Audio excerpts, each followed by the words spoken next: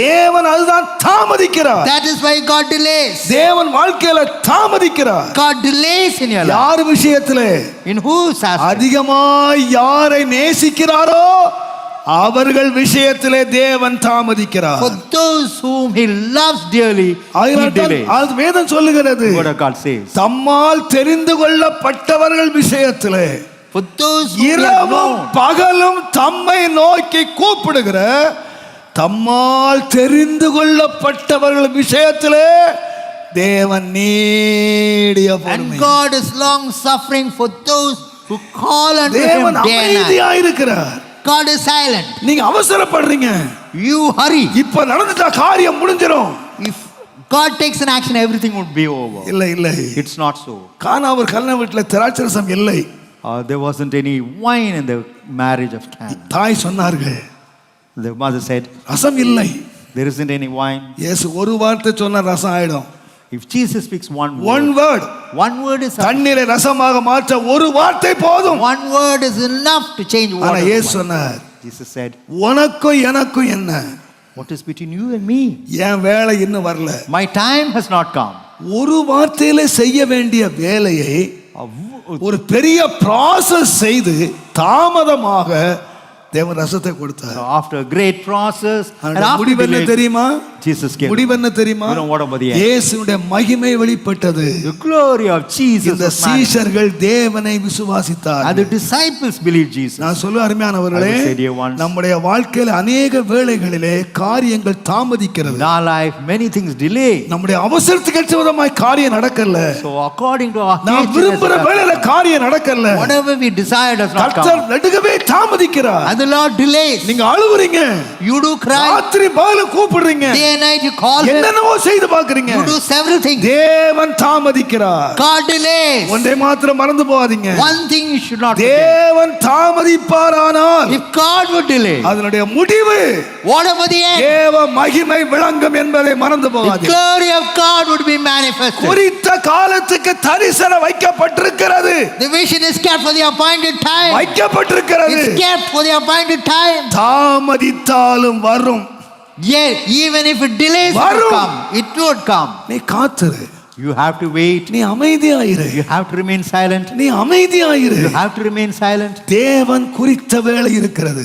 There is an appointed time of God. தேவன் குறித்த வேளை இருக்கிறது. There is an appointed time of God. தைரியமா சொல்லுவேன். I would say boldly. Every week எனக்கு சொல்லப்படுற வார்த்தை என்ன தெரியுமா? What about the word that is spoken to me? Pastor, இந்த வேளைக்கிழமை நம்ம ஆர்டரை வாங்கிடுவோம். This Thursday, இந்த Thursday நம்ம சர்ச் ஆர்டரை வாங்கிடுவோம். So we would get the order for our church. ஒரு நாள் இல்ல. Not one day. 2 வருஷமா 2 years. வியாழக்கிழமை, Thursday, வெள்ளிக்கிழமை, Friday, இந்த வாரம், this week, இந்த வாரம், this week, இந்த வாரம், this week. 2 வருஷமா கேட்டுக்கிட்டு இருக்கேன் இந்த வாரம் இந்த வாரம். 2.5 years I'm hearing the same word. பசங்க வந்து கேட்பாங்க, என்ன pastor? And the boys used to come and ask, என்ன செய்யலாம்? what shall we do?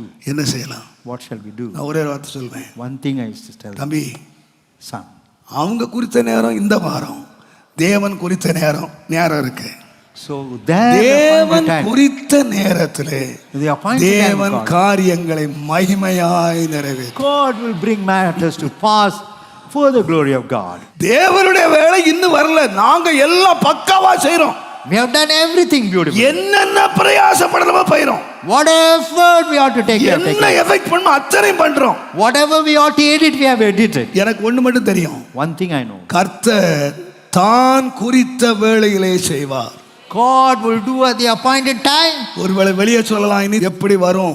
Probably one may ask, எப்படி வரும்? how it would come. நம்புகிறது அவராலே வரும்.